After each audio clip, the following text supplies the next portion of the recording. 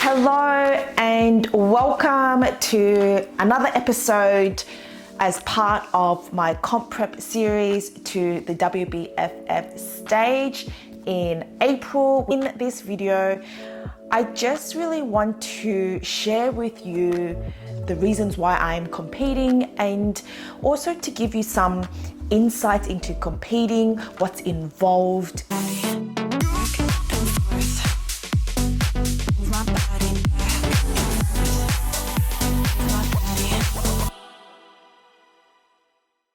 And whether you should compete, if that is something that has crossed your mind in the past.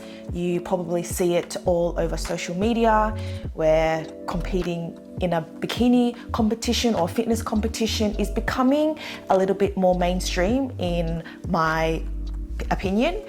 So yes, the glitz and the glam and the physique looks all nice and everything, but in this video, like I've mentioned, I really want to share with you what's involved and whether it is something that you can see yourself doing. Okay, so firstly, what is involved in a competition prep? It's the preparation before you step on stage. You see all over social media people on the stage with their hair and makeup done and their physique is looking phenomenal. But it takes a lot to get to stage physique. So we need to prepare ourselves to get to that level of conditioning. Basically the level of leanness to stage. So the preparation itself, which is what I'm going through right now, is incredibly important and plays a big part towards stepping on stage. Everything that you do in your preparation counts and leads you to what you bring out on that stage essentially. So what is involved? Basically, depending on where your body is at, you could start, generally speaking, the longer you do a prep, the better it is. This just gives you more time to diet down into stage physique. People can start as early as 20 weeks out, 18 weeks out, even or short as 12 weeks to stage. It really depends on how much you have to lose to get stage ready. So in my situation, I started at 18 weeks out and currently I am 9 weeks out. I have been in this preparation for the last almost 9 weeks and it's crazy how time is flying. So what is involved? Okay, so to get to that level of conditioning, there is obviously your training with intensity, especially when you're dieting down. You still have to put in the effort and intensity into your training sessions.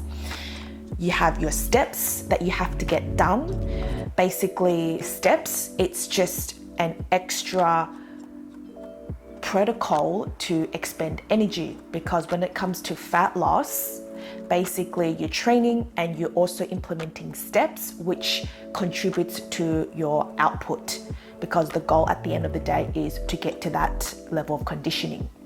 And by the way, that level of conditioning on stage is not sustainable. It takes a lot to get there. So that hence the prep itself is important. So you got your training, you got your steps, and generally the leaner you get, typically it is harder to drop body fat.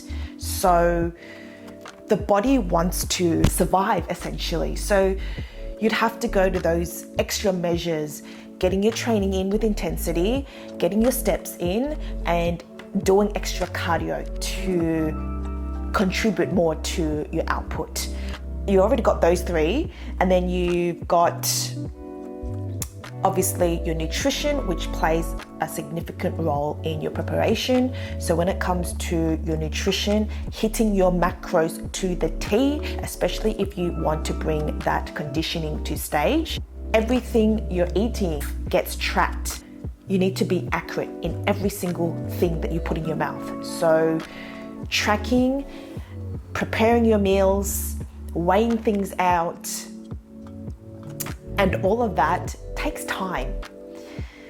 Preparing takes time. Chopping, cleaning, all of that takes time. And it's great if you have friends and family to support you to do those extra little things, which I have my family. My brother has been amazing. He's been helping me with the little things in terms of chopping and cleaning to help me on the side. The preparation takes a lot. There's a lot of things that you got to do. So I already mentioned training, steps, cardio, your nutrition, and most importantly, your sleep. And I find that a lot of people don't take the sleep part of their comp prep journey seriously. Well, they do, but I think that is the most prioritized aspect of this whole comp prep journey that anyone takes, because sleep is everything. And for me, whole competition prep, I will do my absolute best to make sure my sleep is on point, because if I don't get enough sleep, that's going to affect everything else that I do on the day as I wake up. So I must ensure that I get optimal sleep, not just quantity, but quality sleep. And I know it's incredibly hard, and I have to say I'm not perfect when it comes to my sleep, but it is always at the forefront of my mind, and it's something that I am consciously aware of, because there are times where I just don't get everything done. I'm not perfect in anything that I do. So I have to get my steps in. I have to train. I have my coaching business. I have things that I got to do. Sometimes things pop up and that puts everything aside. So that does dig into my sleep. And saying that I'm not perfect when it comes to getting optimal sleep, but it's something I am very vigilant about, and something that I am prioritizing in the preparation for my competition. So why sleep? It's just having optimal sleep. Of course, yes, we all know when you wake up feeling energized, you just boss the day with so much energy. You show up to your training sessions, you have time to get your steps in, everything like that, yes. And especially when you get deeper into a competition prep, then things start to ramp up. Your output starts to ramp up. So that means your training, your steps, your cardio start to ramp up. So it's incredibly important that we get sufficient amount of sleep, and it's something that we can all control, that we can rest and we can recover the muscles, recover and tackle the day. So sleep is something that I truly believe, in my honest opinion, that people, not just people that are in competition preparations, but general population, everyone, and even before I started my preparation at 18 weeks out, I was always very mindful of sleep. For those that know me from my other social platforms such as Instagram, I talk a lot about sleep. They call me the sleep queen because sleep is everything.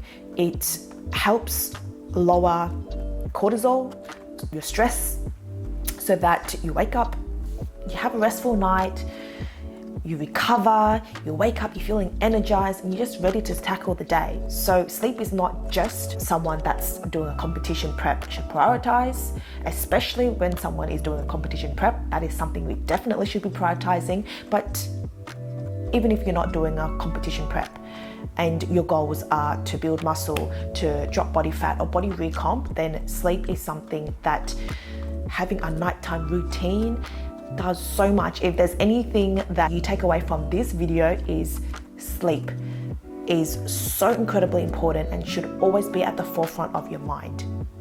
Okay, sleep, training, steps, nutrition, cardio. So that's a lot. That is what is involved in a competition prep. And what I have been doing lately, not lately, but what I have been religiously been doing is also journaling every single morning, because the thing is, journaling is a way to free the mind, in my opinion, for me. It's something that calms me down. It's something that has helped me tremendously in getting over my overthinking brain that's about to explode, because we all overthink things. And especially when you are put in a situation where it's a preparation for competition, which isn't easy. There are times where you will get hungry. There are times you will get moody. There are times where you have so many things to do, but you just don't have enough time. Yes, it's normal for humans to get stressed, to get overwhelmed, to feel like, oh my God, there's so many things that I have to get done, but I'm not getting it done. What do I do? And stress and feeling agitated. But this is normal, and it's normal for human behavior. So for those that are listening, if you are in a competition prep, breathe and release your mind through journaling. And that's what I've been doing religiously for the past few years. And I continue to do that, especially every single day in the morning. As soon as I get up, it's part of my morning routine that I just journal. And when it comes to journaling, it's not that I'm a professional writer. I could write pages and pages. There are some days where I write a few sentences. There are some days where the thoughts just come out of my head and I just write a whole page. There's no right or wrong, but it's just brain dumping what's up here onto a piece of paper. And more often you feel better afterwards. Sometimes, and especially when we overthink things, things aren't going our way. But journaling allows you to put your thoughts on paper, reflect on it, and zoom out and see it in the bigger picture. For example, there was one time during prep a few weeks ago where my output has increased. So my cardio has increased, my steps has increased, and I have followed everything to the T. I've ticked all the boxes, but my weight isn't shifting. And of course, it's human to feel as though we're doing everything right, but nothing's progressing. So it was normal for me to feel a little bit down, but I journaled and I said to myself, look, there was nothing better that I could do. I've ticked all the boxes. Why am I being so hard on myself? Just let it come. Things are figure outable. Things can be adjusted. Continue to show up, follow the plan, and things will work itself out. And before you know it, 2-3 weeks later, I just started seeing the drop come through. So how I see it is journaling allows you to self-reflect and see it in the bigger picture, and being kind to yourself, being kind to your mind, most importantly. Why invest your energy into something that you've gave your absolute all? So I just don't see a point in wasting my energy into something that I've done my absolute best in. There's nothing else that I could do but continue to seek for more improvements, adjust things, because everything is figure outable. I believe I haven't done something wrong or gone off plan. So just be kind to myself. So all in all, journaling has helped me. So in this whole competition prep, journaling is a non-negotiable for me. I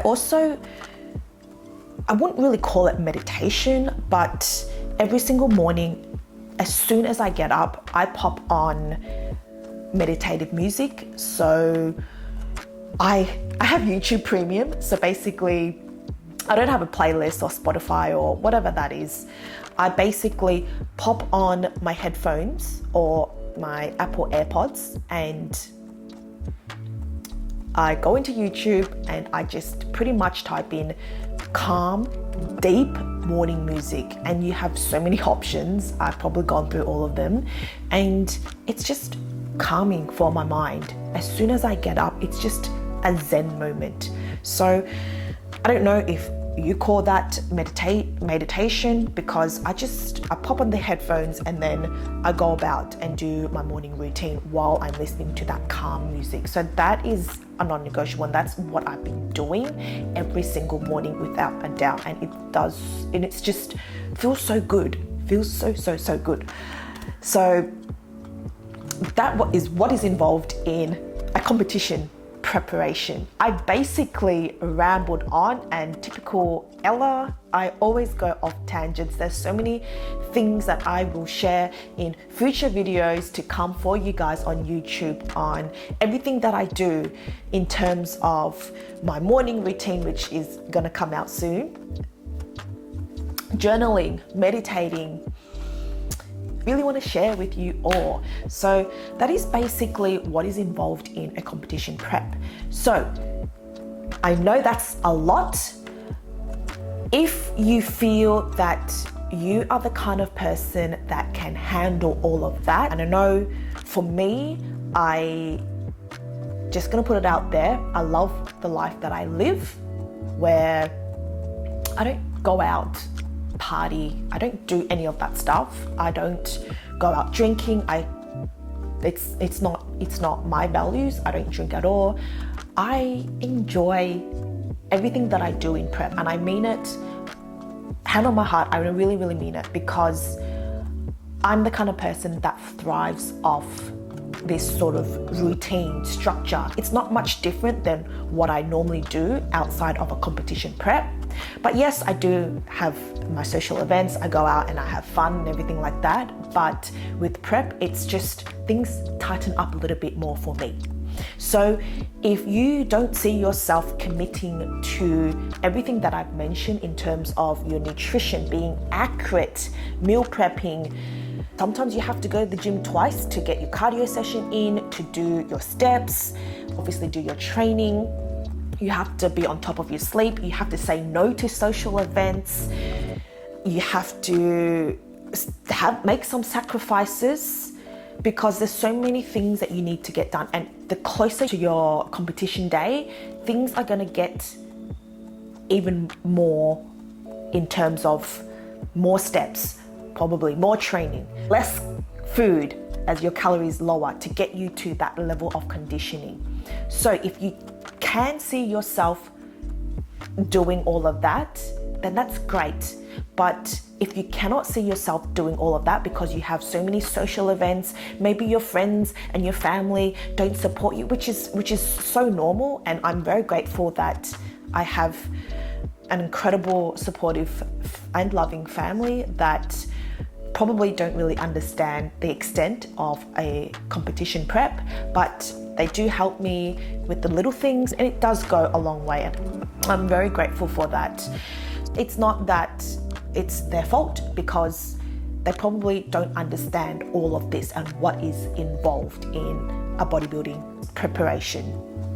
So if they're not supportive, then, and if that's something that you definitely want to do, maybe that's something that you could have a discussion about and let them understand what is involved and why you're doing it as well, which is so important. And if you're the kind of person that can't see yourself saying no to outings and social events, then it's going to be very, very hard.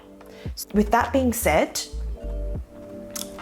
why people decide to compete, I could speak on behalf of a lot of people, is that people compete because of the mental challenges. It's not easy, because you will be put into situations where you'll be hungry, you'll be moody, there'll be so many things to do, you get overwhelmed. It's all normal, it's all part of the process.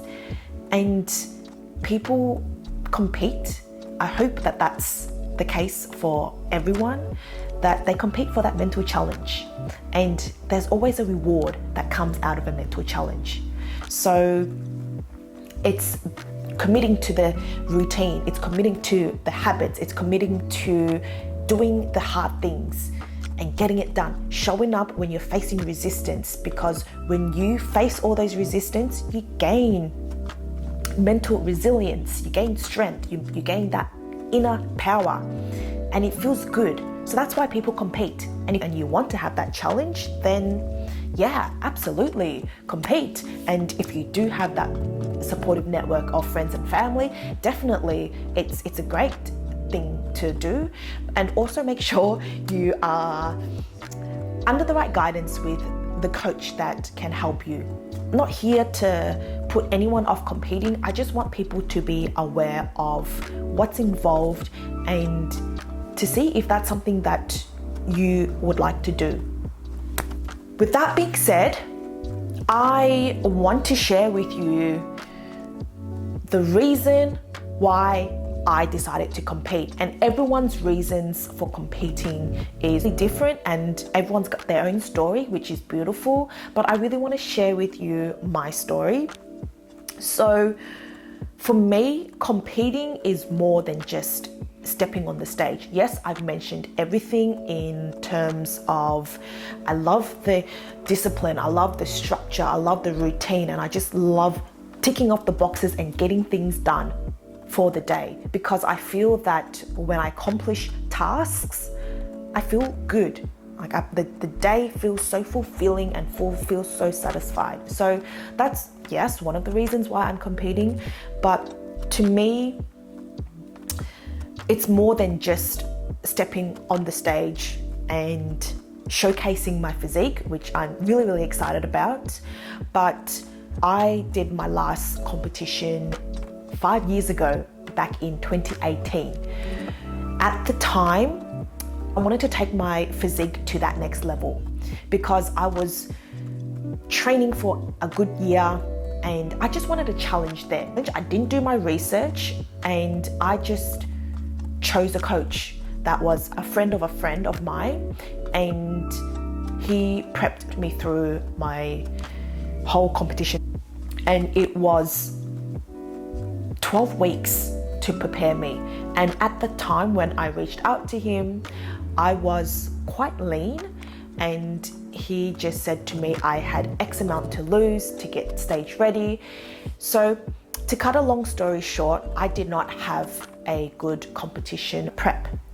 I started off on quite low calories, and as you diet down, the only way to get to that conditioning on stage is to do more output and to basically lower your calories. My calories went from averaging 1700 and it got down to 1700 calories to 700. And just thinking about that makes me, I could remember vividly what I was going through at that time, because 700 calories for 4 weeks, I think, my rest days were 700 calories. I started feeling it. I was so tired, no energy. I literally felt I was basically talking like this, and literally, that's how I sounded. Like everything just slowed down. My speech slowed down, my energies crashed, everything. And at the time, my coach said to me, you know, when you're doing a competition prep, you're supposed to suffer, how it's supposed to be.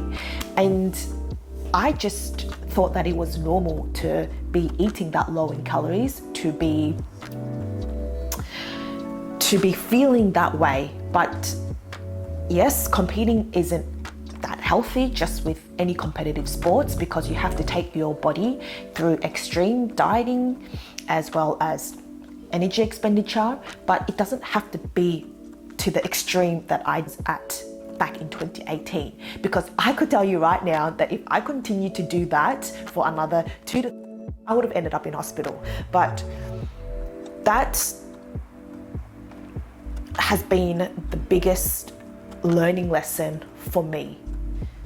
And it sounds so weird saying this, but I'm so grateful for that, because with that period and going through that extreme came learning lessons, because it forced me to, because after the comp, I rebounded, I experienced all the post-comp blues. I think I gained 20 kilos on top of what I started when I did that prep. I was in such a dark place. I developed body dysmorphia. I hated me. I had this poor relationship with food. I never thought I had this poor relationship with food, but I did, and I hated it.